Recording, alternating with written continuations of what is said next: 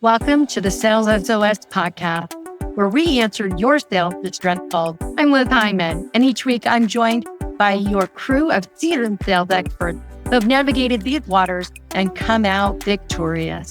So if you're ready to turn your sales distress into sales success, you're in the right place.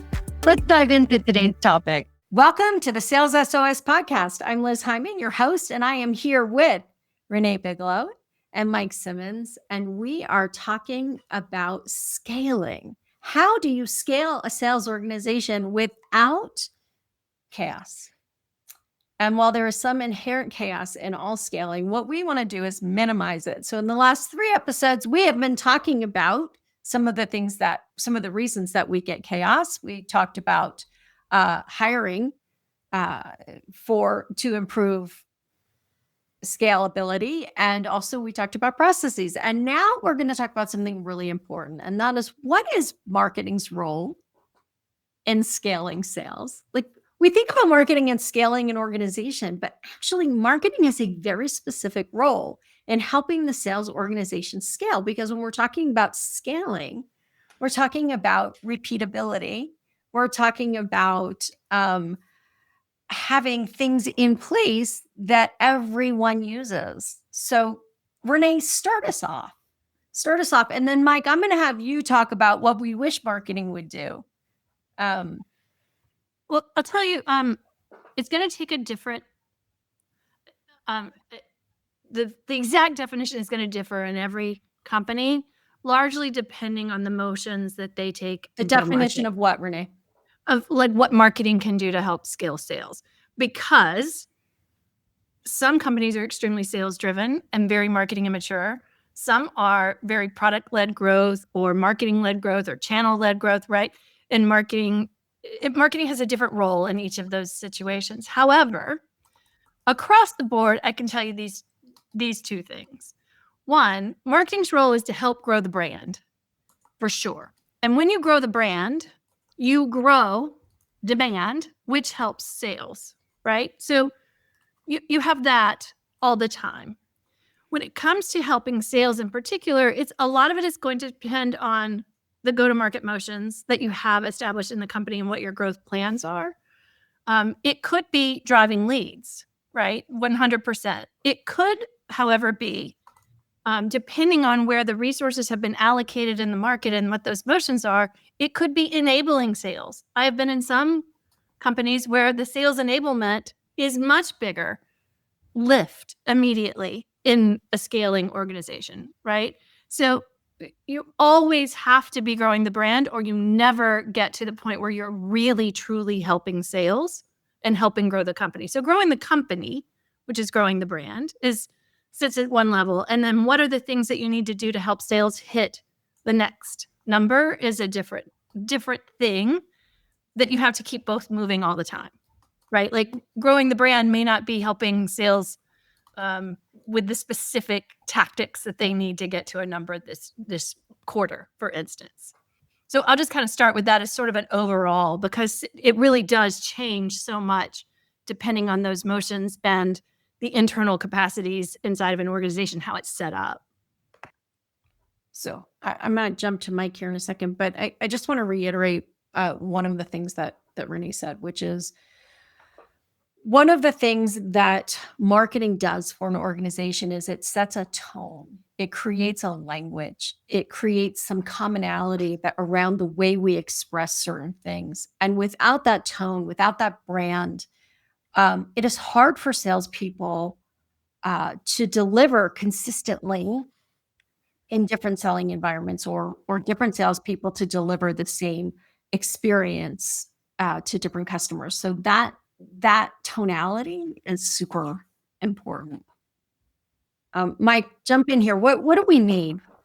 Aside from all of the brilliant things that Renee just said, what else do we need marketing to do for us as we're trying to scale our sales organization? Yeah. So my thinking has shifted over the years on this, and it's this kind of evolution and blurring of interactions that happen with the customer. And remember what like Renee has talked about before, and Liz has talked about, and we talked about it a little bit earlier. There's this person or a group of people who are going through a journey, who have a problem that they want to solve, and they want to actually be successful at some point in time. And ideally, they tell other people about it. They're going through that journey. The journey doesn't stop when they made a purchase. So it doesn't stop at the point of sale. It continues. And one of the things that marketers do really, really well that I have not figured out how to do well. I'm a sales guy, I'm a success guy, I'm a person who works one-on-one with people to help them achieve a result. Marketing can do this one-to-many very, very well. And they use data, and they use language, and they use an understanding of psychology, and they use all of these different levers and dials and triggers that can be pulled to help enable customers to make decisions or shift perspective or envision a future on a one-to-many basis. And they can use the feedback that they get from all of the data to help make more informed decisions.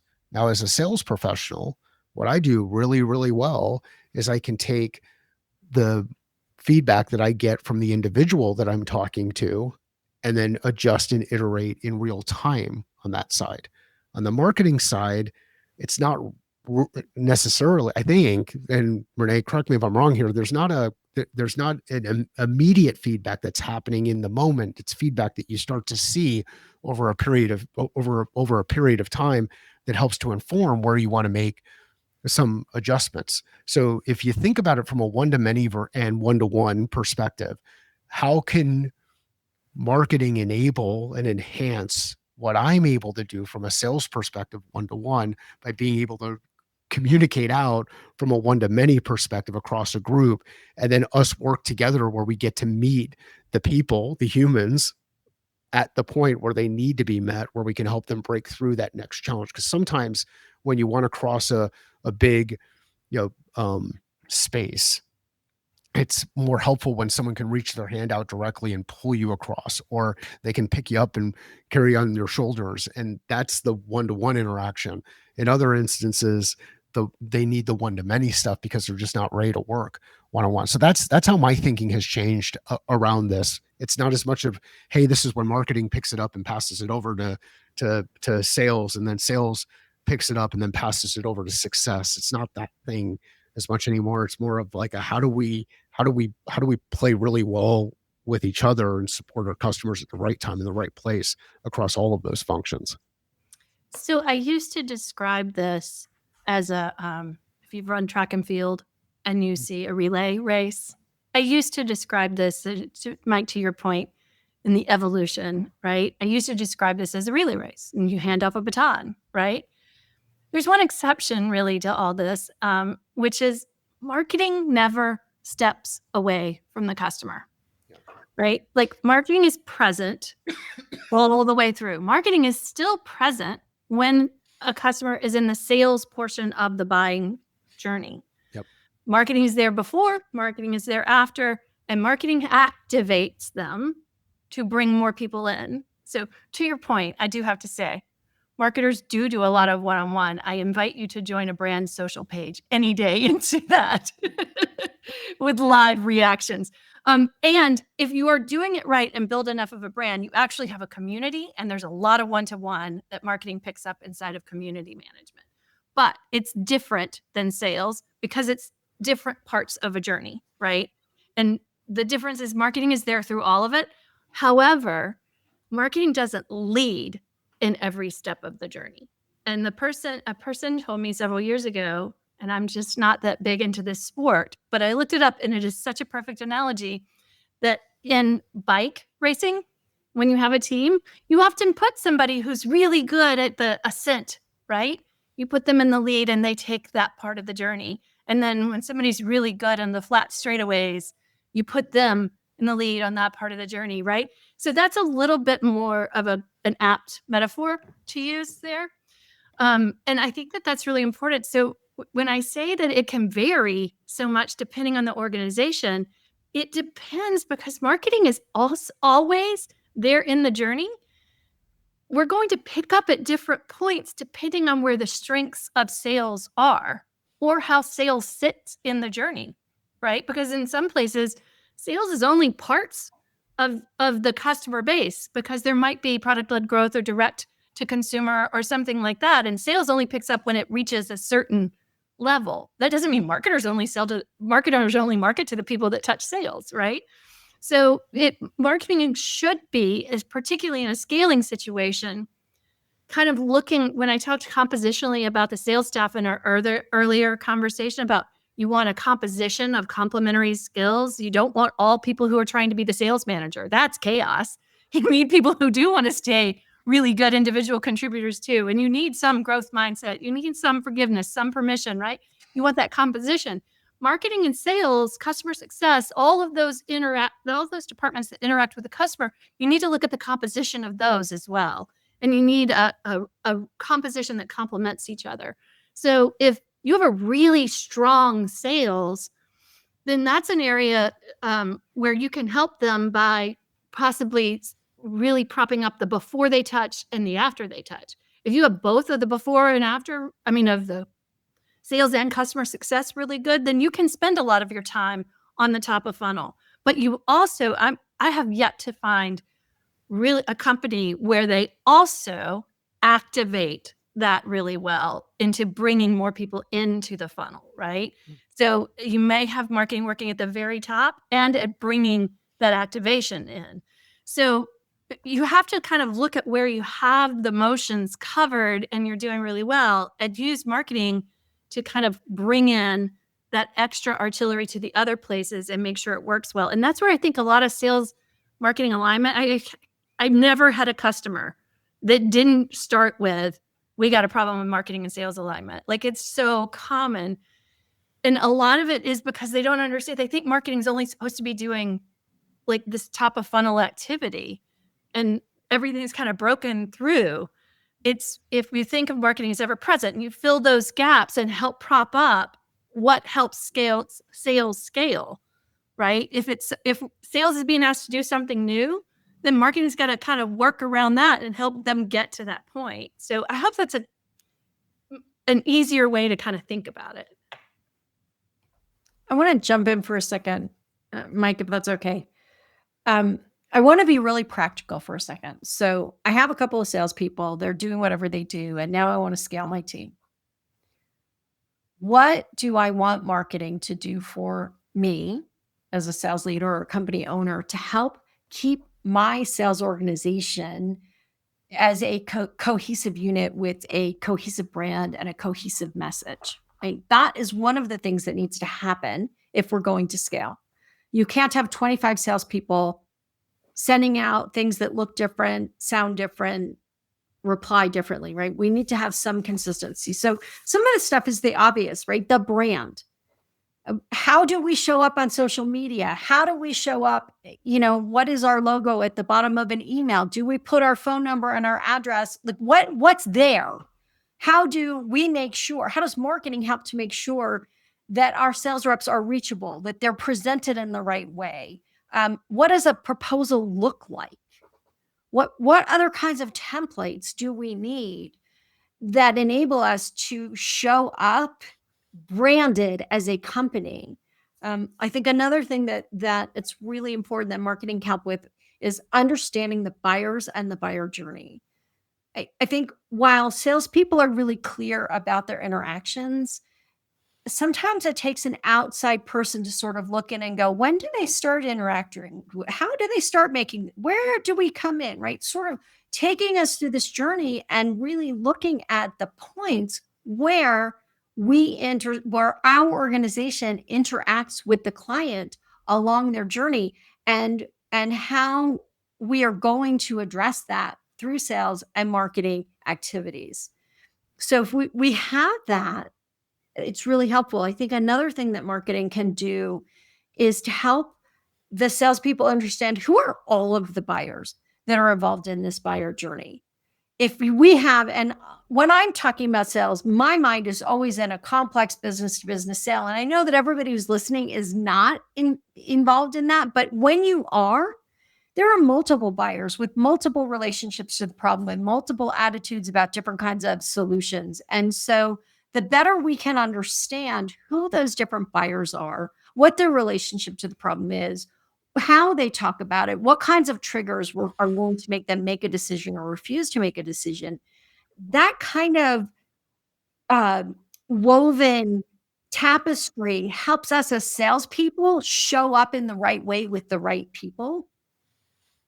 So I'm just sort of beginning to lay out what these things might be. But as we begin to think about, I am I am a salesperson in this landscape of this company, and the more marketing can help weave the tapestry, the better my ability to be creative where I need to be creative, as opposed to trying to be creative about things that I shouldn't be creative about. And Mike, you ready to jump in? Sure. Like, well, number one, I'm not good at words. Like, it's not my strength.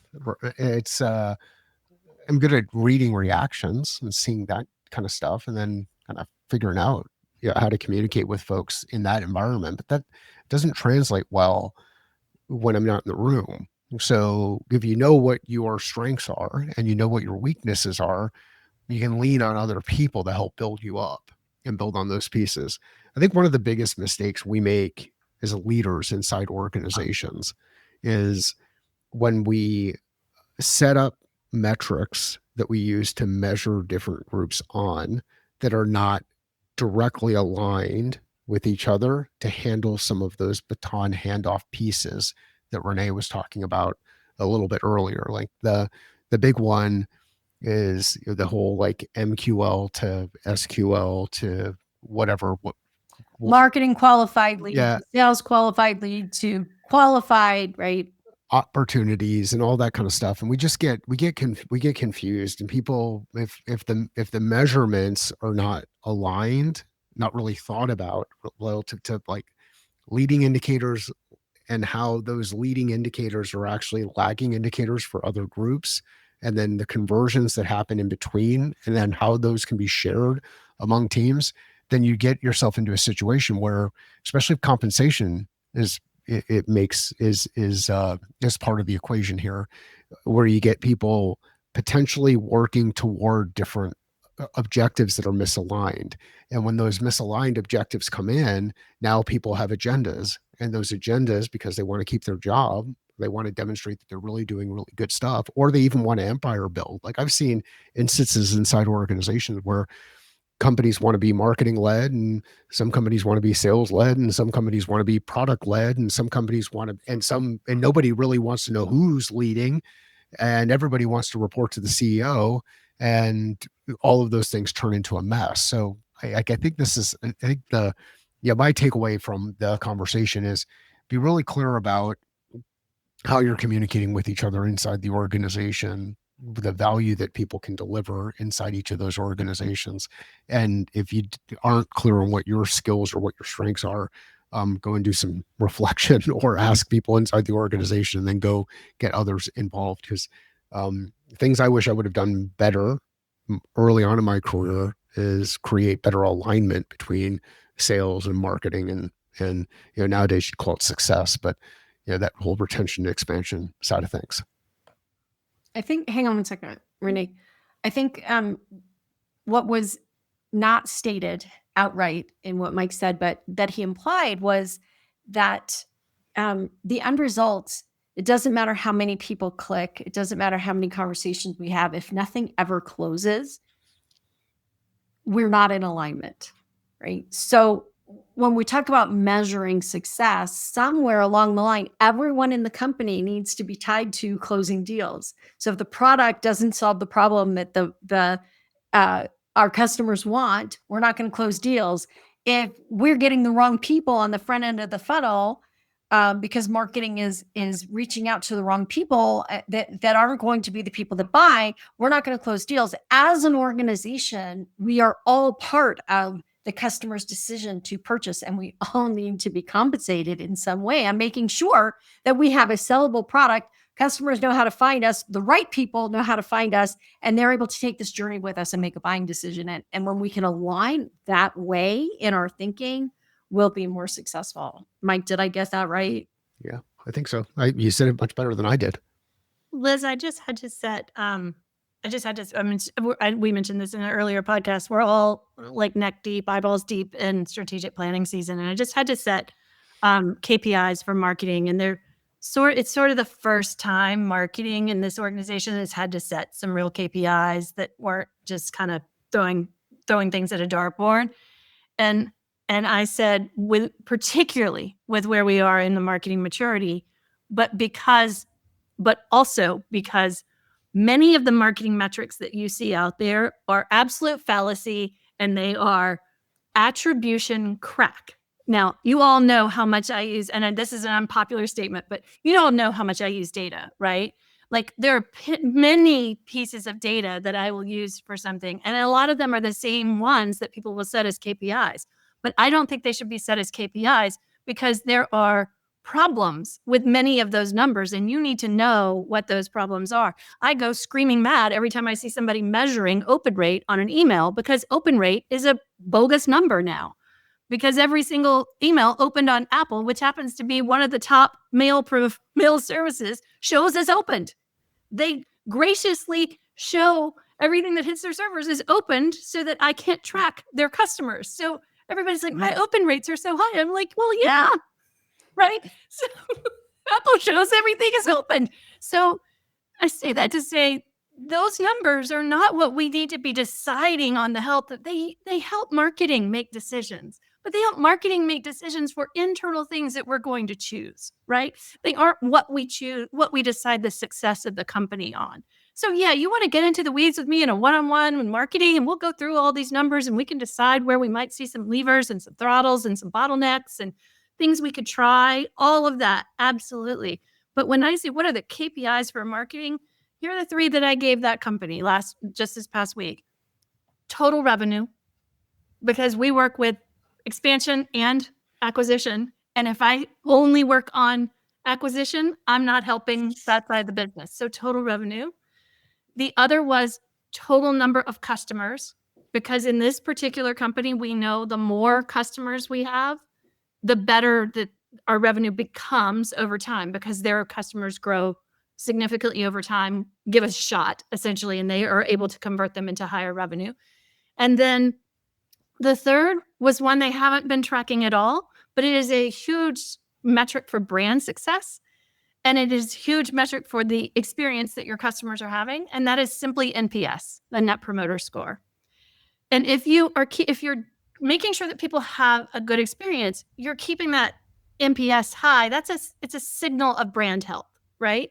I could tell you lots of other ones, like a lot of direct traffic to your website is going to show as brand health too. But I can also tell you 5 different ways that number is not a true number, right? Like, because a lot of things get bucketed into direct traffic that are just Google didn't feel like categorizing them essentially.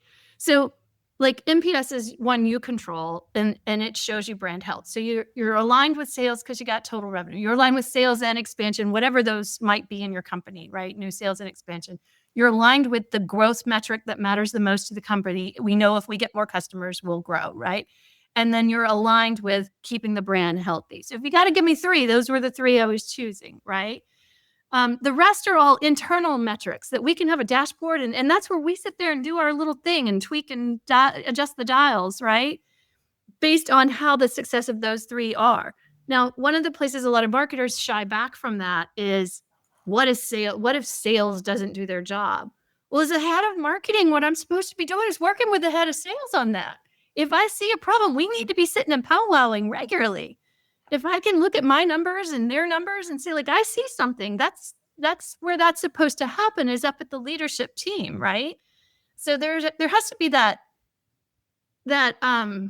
trust between the departments. And if you don't have the trust to begin with, what are you doing? If your leaders don't trust each other, what are you doing, right? So I will say just quickly, practically, the other thing, like you said earlier, Liz, is what happens if I'm going from 2 to 4, right? I've got 2 salespeople. I'm going to add 2 more. Where do I start? And I'll just leave with I'll land this with a practical tip, which is I believe you need to start from the bottom and work up. most people from marketing will come in and work from the top down. Like, let me drive a whole bunch of demand and a bunch of leads. You're just going to pay money to drive people into a bad experience. If you work from the bottom down, and you don't have to go super slow, if something's ain't broke, you don't have to fix it, right? Work from the bottom up. Make sure your sales team has what they need to successfully deliver that client. Do they need a proposal? Do they need FAQs? Do they need pages on the website that, have what they need? Do they need to understand the target persona? Whatever those things are, if you work your way down from the successful onboarding moment, essentially, so all the way through onboarding, work your way up through the sale.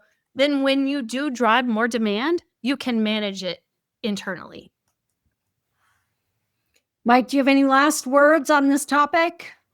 I think combined, we've hit on all the really big things. I really appreciate Renee's focus on the very simple numbers such as revenue, number of customers, and NPS. And if you're tracking more than that, you might be overcomplicating things to justify stuff. But that's really cool. Thanks, Renee. And I'm tracking lots of other numbers, Mike, just like you are, right? Like in sales, You're looking at all the little stages and everything else. It's just, what am I accountable to? Yeah, right? Good, great. Right, like that, and that doesn't work without the trust. For instance, I had one customer that just had a massive influx of demand. Luck and circumstance essentially created the situation. And I kind of said something about, we're benefiting. And he recognized and said, amazing how when you have a strategy and you do those things on top of it, you're able to take advantage of luck and circumstance, right? And so all the things that we did, so the trust is that he recognized that all the work that we had been doing over the last year meant that when people had that need, they immediately turned to us, right? So it takes the trust that he's going to recognize that to set those 3 numbers. That's that alignment at the top. All right. Well, thanks, everyone. Thanks for joining us for this episode of the Sales SOS podcast. We hope that we have made it a little easier for you to think about your scaling journey and that you're successful. Happy selling, everybody. And that's a wrap for this episode of the Sales SOS podcast. A huge thank you to our experts for throwing us a lifeline with their insights. We hope that episode has equipped you to navigate sales leadership with confidence. Never miss an episode. Subscribe to your Sales SOS podcast on your favorite platform. If you have questions, comments, or topics you'd like us to explore, join us live on LinkedIn every second Friday, or share your questions on LinkedIn or YouTube. Until next time, keep sailing toward your sales goals.